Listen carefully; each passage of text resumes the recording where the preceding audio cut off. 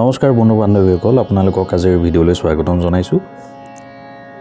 অহা 31 মাৰ্চত শুক্ৰ গ্ৰহে দেৱগুৰু বৃহস্পতি ৰাশি মীন ৰাশিত প্ৰৱেশ কৰিব। এই ৰাশিত পূৰ্বৰ পৰাই ৰাহু বিৰাজমান হৈ থকাৰ বাবে শুক্ৰই ৰাহুৰ সৈতে যুতি পাতিব। বৈদিক জ্যোতিষ অনুসৰি শুক্ৰ গ্ৰহক সুখ, সম্পদ, ধন, বৈভৱ, সৌন্দৰ্য আৰু বিলাসিতাৰ কাৰক গ্ৰহ হিচাপে গণ্য কৰা হয়। শুক্ৰৰ ৰাশিৰ পৰিৱৰ্তনে সকলো ৰাশিৰ ব্যক্তিৰ জীৱনত ব্যাপক প্ৰভাৱ পেলায়। জ্যোতিষশাস্ত্ৰ অনুসৰি শুক্ৰ গ্ৰহৰ সৈতে ৰাহুৰ মিত্ৰতা আছে। এই জ্যোতি আগন্তুক 24 এপ্ৰিল পৰ্যন্ত থাকিব। এই জ্যোতিৰ বাবে কেইটামান ৰাশিৰ জাতকৰ বিশেষ লাভদায়ক ফল প্ৰাপ্তিৰ সম্ভাৱনা আছে। আহক আজি আমি এই ভিডিঅ'ত সেই ৰাশিকেইটাৰ বিষয়ে জানো। কৰ্কট ৰাশি। কৰ্কট ৰাশিৰ জাতকৰ বাবে শুক্ৰ ৰাহুৰ জ্যোতিৰ ফলত সৌভাগ্য প্ৰাপ্তি হ'ব।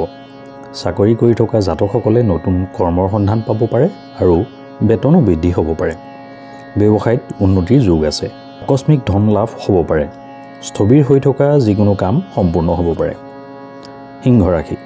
শুক্ৰ ৰাহুৰ জ্যোতি সিংহ ৰাশিৰ জাতকসকলৰ দশম গৃহত সৃষ্টি হ'ব। ইয়াৰ ফলত সৌভাগ্যৰ লগতে ধন প্ৰাপ্তিৰ যোগো সৃষ্টি হ'ব।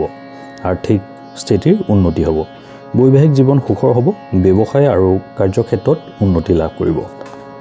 কন্যা। এই ৰাশিৰ সপ্তম গৃহত শুক্ৰ আৰু ৰাহুৰ জ্যোতি সৃষ্টি হ'ব।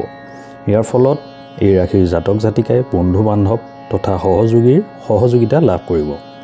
যুটীয়াভাৱে কৰি থকা যিকোনো কামৰ সফলতা লাভ কৰিব। ব্যৱসায়ত ভাল মুনাফা অৰ্জন কৰিব। চাকৰি কৰি থকাসকলে পদোন্নতি লাভ কৰাৰ যথেষ্ট থল আছে।